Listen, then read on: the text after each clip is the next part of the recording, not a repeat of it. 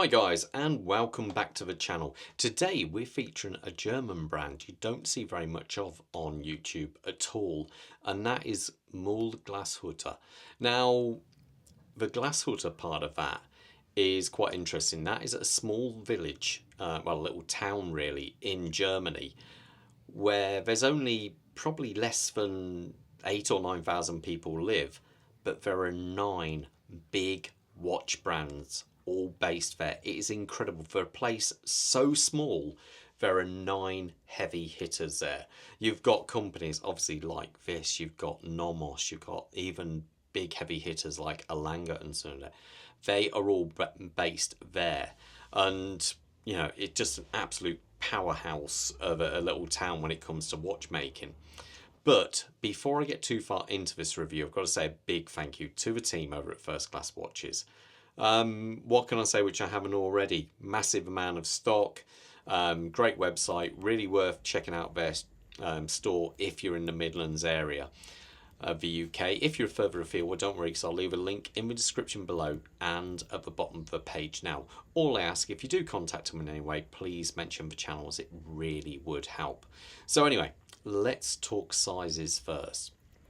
This has a case size of 40mm, a thickness of only 10.6. It is quite a thin watch really for what it is. A lug to lug, so longest point across the watch, that's how it really sits on your wrist, and that is of 47.5, and the strap size on this is 20mm. But anyway, the dial, what can we say? It's kind of, you know, it's quite a simple dial, dare I say it, but it's done quite well. We have this matte black background. We have a printed hour, minute and hour track going around there, and printed numbers. It's kind of devoid really of any colour apart from this red tip up here at the 12 o'clock position and the red tip to the second hand there. The rest is just very stark. It's got that classic aviation kind of look to it, even though the actual name of the watch is the Terrasport 2, which doesn't really sound very piloty, but there you go. The hands, they're not quite syringe hands on this, but they, I must say, they do have loom, as too does the minute track and hour markers. They all have loom to them. It's not the strongest, to be fair, in all fairness. It may, you know, it's not the best for that.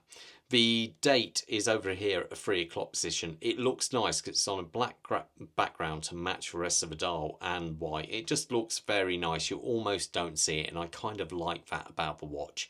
I like the fact you just got very minimal amount of the Mühle up there, and automatic in Deutsch and made in Germany, proudly printed on the bottom there. Now, the actual crystal itself is a sapphire crystal. It has got A.R. coating, as you can see. You can kind of see a little bit of a blue light to it as it hits the lights. So, yeah, nice and solid. It's one of those kind of less is more kind of watches, really. It's kind of just simple and nice.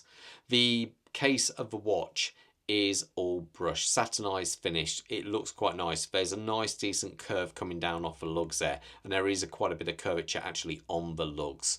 So overall it's kind of does look quite appealing. Over here, if I can zoom in, that is, we have got a signed crown.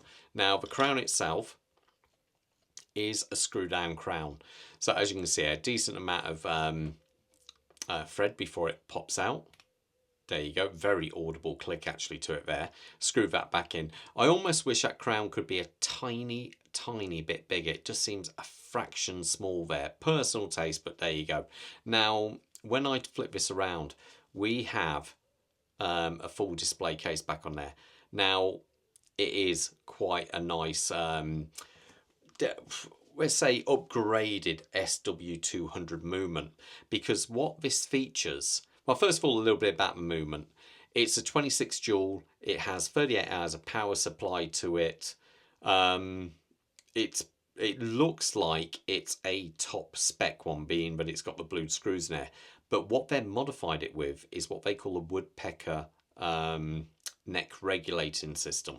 Now, that's quite good, because when I put this on the Timegrapher, it was coming in at plus 0.5 of a second. In that position I had it.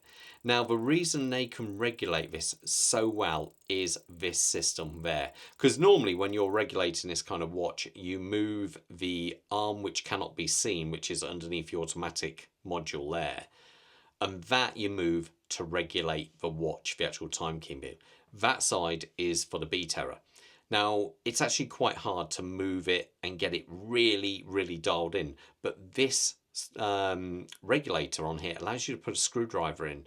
So once you've got it pretty close to within a couple of seconds or so, you can move that and just turn that enough that it's under pressure and you can get it spot on. Because if you move that arm 1 mil, 1 or 2 mil too far, 2 mil would be 30 plus seconds or 40 seconds more. It is that, that close on there.